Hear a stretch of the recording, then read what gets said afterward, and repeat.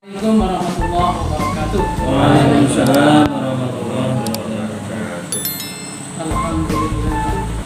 Allamal Quran, allamahul bayan. Asyhadu an la ilaha illallah wahdahu la syarika lah.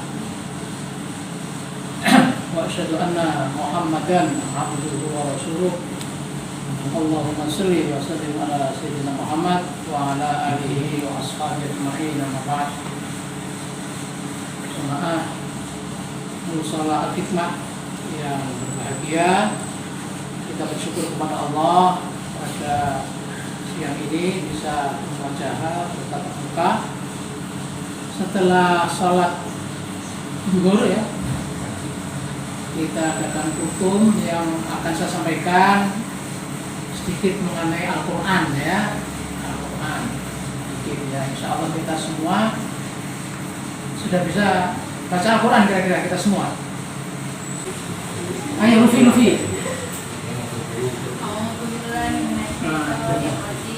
Bismillahirrahmanirrahim. Tabbat yada Abi Lahab wa tab. Ma aghna anhu maluhu wa ma kasab. Sayasla naran dzata lahab. Wa imra'atuhu hammalatal hatab. Fi jidha hablum min masad. Belum semua ngaji, cuma panjang medianya kurang, pendek kepanjangan. Tabad ya ada tuh ya, yang perkolah ya, masad itu. Sudah paham itu artinya? Tahu? Hah? Itu apa? Jadi membaca itu kalau kita lihat di Kamus Besar Bahasa Indonesia ya, KBBI, pengertian membaca secara ilmiah itu adalah orang yang bisa membunyikan hurufnya dan paham artinya, itu namanya membaca. Kalau apa yang dibunyikan itu tidak paham, itu tidak membaca. Itu baru membunyikan huruf Al-Quran. Seperti anak kecil membaca suratnya bapaknya itu masih TK, apa? D maksudnya, tidak tahu, padahal itu surat undangan.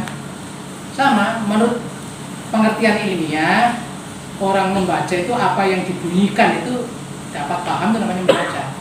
Kalau tidak paham, itu namanya baru membunyikan huruf-huruf Al-Quran. Itu dalam pengertian ilmiah. Oh, kalau begitu berarti sedikit dong yang bisa baca Quran. Boleh jadi begitu. Tapi kalau menurut para mufassir ya, bahwa ada namanya di Quran itu qara'a yaqra'u qira'atan. Qara'a yaqra'u qira'atan. Ya. Itu artinya membaca. Menurut ahli tafsir, qara'a yaqra'u itu membaca saja, meskipun tidak tahu artinya, itu namanya qara'a. Maka ketika Nabi di Gua Hira itu diperintah oleh Jibril, Iqra' ya Muhammad, ma'ana biqori, kan begitu. Baca Muhammad, aku udah bisa baca. Nah, makanya mufassir menjelaskan bahwa namanya qara'a yaqra'u itu baca saja, meskipun tidak tahu artinya sudah disebut membaca. Itu versi tafsir. Tapi kalau Kamus, kalau tidak tahu artinya tidak membaca namanya. Kemudian ada lagi talayatul tilawatan, tilawatul Quran. Qiraatul Quran dengan tilawatul Quran beda. Kalau tilawah itu orang yang membaca dan paham artinya, itu namanya tilawah. Itu bedanya ya. Maka di Quran itu surat Al-Mumtahanah, Iqra'u faqra'u ma tayassara minal Quran. Kalau kita belum tahu yang panjang-panjang, ya surat-surat pendek lah kita baca. Iqra'u ma tayassara minal Quran. Bacalah yang mudah dari Quran. Jadi kalau jadi imam, tidak apa-apa, terus. Tapi nanti makmumnya bosan. Tapi saya kan belum hafal Pak. Ya pokoknya surat 10 itu ya. Qul a'udzu birabbin nas, qul a'udzu birabbil falaq, qul huwallahu ya. 3 itulah. 3 itu barangkali. Boleh juga, tapi kan tidak nyaman imamnya. Jadi kalau tilawah jelas, warattilil Qur'an atar tilah. Ya, baca Al-Quran itu nggak tartil. Jadi kalau tilawah itu sepakat ahli tafsir itu orang yang membunyikan dan paham artinya, itu namanya tilawatul Quran. Itu menurut para ahli tafsir. Tapi menurut masyarakat umum pokoknya sudah dengar suaranya ya membaca. Nah, itu di masyarakat kita. Tapi kalau kita pelajari ilmunya berbeda. Dan menurut penelitian Institut Ilmu Al-Quran, juga Kemenak zamannya Pak Fakhrul Razi, Itu Pak Fakhrudin menyatakan bahwa menurut survei ya, orang Islam Indonesia yang tidak buta huruf Al-Quran itu baru 45, 65 buta huruf Al-Quran. Ternyata paling banyak itu di Jawa. Ya, memang penduduknya Indonesia yang paling banyak di Jawa. Jadi 65% umat Islam di Indonesia itu buta huruf aksara Al-Quran. Berarti bunyikan juga tidak bisa.